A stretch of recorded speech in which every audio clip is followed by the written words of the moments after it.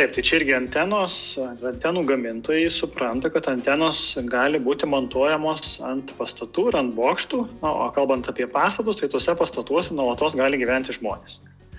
Tai antenos yra sukonstruotos taip, tai antena yra toks, sakykime, pailgas strypas ir jisai radio banga spinduliuoja tik tai nuo savęs į horizontą. Tai yra antena radio bangų nespinduliuoja į apačią. Tai yra, kad mes ją kažkur tai pritvirtinam ir į apačią į radio bangų nespinduliuoja.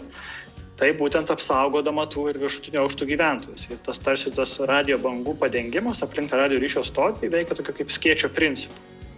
Vat, jeigu mes jau visai, kaip sakyt, stovėtume po bokštų, nes tam lengva po jo palys, kaip sakyt, priėjus, tai tas ryšys ten gali būti ir visai neidealus.